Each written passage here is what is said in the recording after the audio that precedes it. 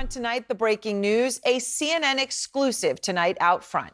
K-File has unearthed photos of Jeffrey Epstein that we've never seen, and they shed new light on his relationship with President Trump. Behind the public rallies and the political bombast lies a private world of conversations Donald Trump fought fiercely to keep in the shadows. It was a recording from the heart of Trump Tower, a conversation between a candidate and his confidant, speaking in what they believed was absolute privacy. Let's find more about it. The sudden death of financier Jeffrey Epstein in a federal prison in August of 2019 did not bring closure to his scandal. Instead, it ignited a persistent firestorm of unanswered questions that continues to burn at the highest levels of American society. Epstein, a man who operated within the upper echelons of the service economy, left behind a deeply controversial legacy, the full nature of his services remaining a subject of intense public and legal scrutiny. While he was convicted for sex trafficking minors, his role also extended into the complex world of high finance, a duality that allowed him to cultivate a powerful network of influential associates for over a decade. Among these was Donald Trump, who in a 2002 interview described Epstein as a terrific guy who shared his appreciation for beautiful women, many of whom he noted were on the younger side, a statement that would later be re-examined under a much darker light. The controversy surrounding Epstein only deepened with his death. Although official investigations by the FBI and the Department of Justice concluded he died by suicide, a significant portion of the public remained skeptical, fueling persistent theories of murder and a coordinated cover-up. As the debate over the circumstances of his death gradually subsided, the public's focus shifted decisively toward the pursuit of his infamous client list, a document many believed would name the powerful individuals who participated in or enabled his crimes. This demand for transparency became a political rallying cry.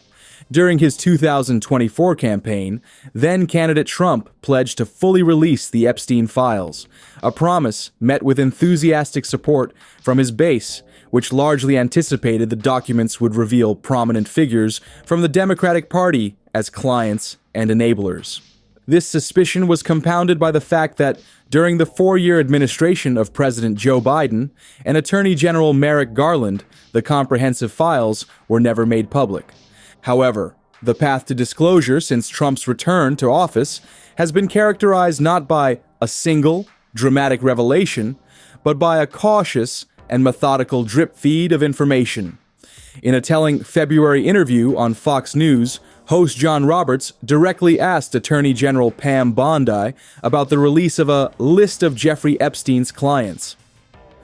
Bondi confirmed the directive from President Trump, stating the documents were sitting on her desk for active review.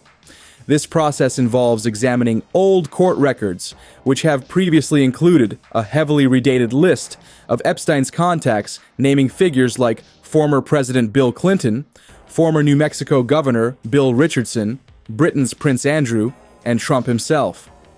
Further context comes from Epstein's personal address book, unearthed in earlier civil litigation, which reveals the vast scope of his social network.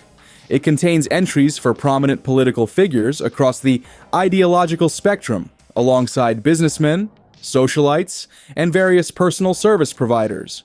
Crucially, this directory does not constitute a list of sex clients, a distinction that underscores the complexity of the task facing, investigators. The central question now hanging over Washington is what the unredacted files will ultimately reveal, and whether their contents will validate the suspicions of one political faction, or, as some speculate, contain revelations that could unexpectedly impact all sides involved. The commitment to transparency regarding the Jeffrey Epstein files, once a central pledge of the current administration, has since evolved into a complex and contentious process, marked by cautious statements and unexpected personnel shifts. Attorney General Pam Bondi, while reiterating her department's dedication to openness, recently presented a nuanced update that has done little to quell public demand for the full story. She confirmed that a significant volume of material remains undisclosed within the Justice Department, a trove comprising over 300 gigabytes of data alongside physical evidence. However, she carefully framed this information, stating that investigators have not discovered a definitive, incriminating client list among the documents, nor evidence suggesting that Epstein was engaged in blackmailing prominent individuals. Furthermore, she aligned herself with the official conclusion of the previous administration, affirming the finding that Epstein died by suicide, a statement echoed by FBI Director Kash Patel, who also explicitly denied the existence of a client list. When confronted by reporters on the matter, President Trump characterized the files as pretty boring stuff, suggesting that only pretty bad people, including what he termed fake news, had an interest in perpetuating the story. This series of official denials and characterizations, rather than satisfying the public curiosity, has only intensified demands for full disclosure from across the political spectrum. The situation grew more opaque with a sudden and significant personnel change. Attorney General Bondi abruptly dismissed Maureen Comey, a federal prosecutor in the Southern District of New York, who had played a role in building the criminal case against Ghislaine Maxwell. As a member of the prosecution team, Comey was presumed to have had comprehensive access to the very Epstein files at the center of the controversy. The fact that she is the daughter of former FBI Director James Comey, a long-standing political adversary of President Trump, added a layer of political intrigue to her firing, which was carried out without a public explanation. This move inevitably prompted speculation about whether she was seen as a potential source of unauthorized information in a case that the administration appeared increasingly intent on managing carefully. Amid this backdrop of political maneuvering and controlled disclosure, a new and startling report surfaced, shifting the narrative's focus back to the personal relationships at the heart of the Epstein saga. The Wall Street Journal reported that in 2003, as Jeffrey Epstein prepared to celebrate his 50th birthday, his associate Ghislaine Maxwell orchestrated a special gift for him.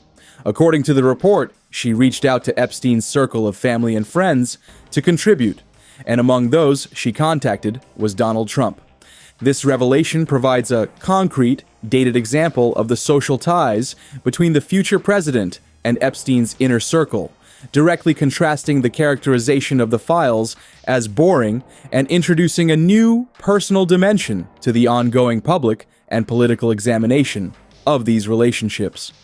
As the legal and political ramifications continue to unfold, this controversy stands as an unchangeable view. And for more deep dives into the stories behind the news, make sure to subscribe.